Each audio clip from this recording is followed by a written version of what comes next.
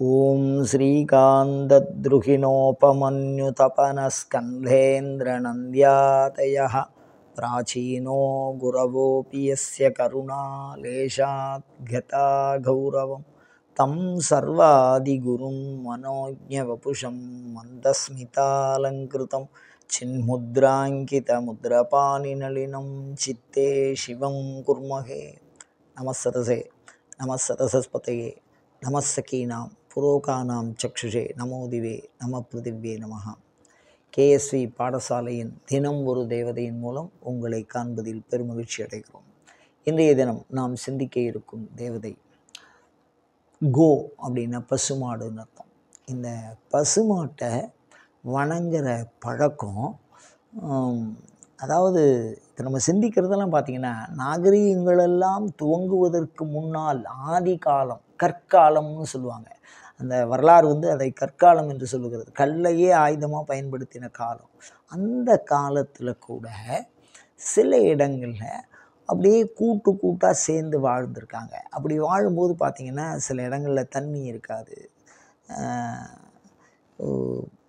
பிற வசதிகள் இருக்காது. அந்த மாதிரிலாம் ஒரு சூழல் வருது. உணவு பொருள் நம்மளை மாதிரி இப்போல்லாம் வயல்லாம் கிடையாது, அப்போது வெறும் காடு தானே. அந்த மாதிரி சூழலில் இந்த பசுமாட்டு பாலை குடிச்சிருக்காங்க.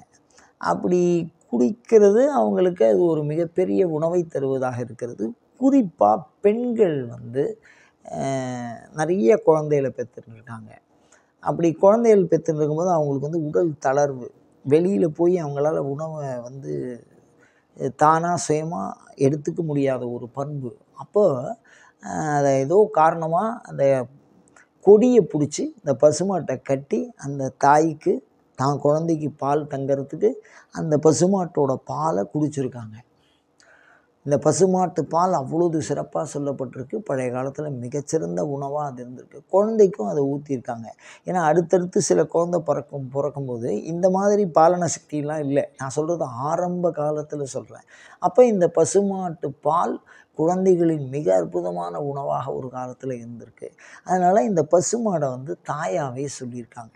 அதனால் ஒரு தாய் இந்த உடலை ஈன்ற தாய், இரண்டாவது தாய் அந்த பசுமாட்டை பாலை குடித்து வணங்கினதுனால அதையும் தாயாகவே கருதி மதிப்பு கொடுத்து அதை முதல் கடவுளாக வணங்கியிருக்காங்க. அப்படி அந்த சாஸ்திரங்கள் என்ன சொல்கிறதுனா, அனைத்து தேவதையும் சர்வதேவதா ஸ்வரூபம்னு பேர் பசுமாட்டுக்கு.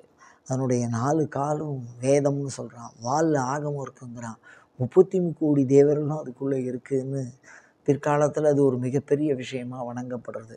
அது சரி, இந்த பசுமாட்டை நாம் வணங்குறதுனால என்ன பலன் அப்படின்னு கேட்குறீங்களா? அது ஆரோக்கியத்தை தரும். மனிதனுக்கு ஆரோக்கியம் ரொம்ப முக்கியம்.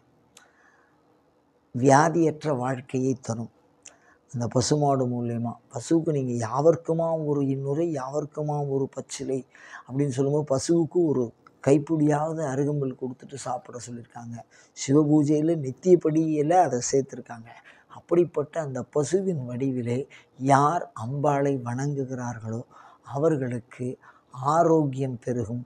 அதை செய்து நலம் பெறுவோமாக. அயம் தர்மஹா உத்தரோத்தர அபிவிருத்தி ரஸ்து.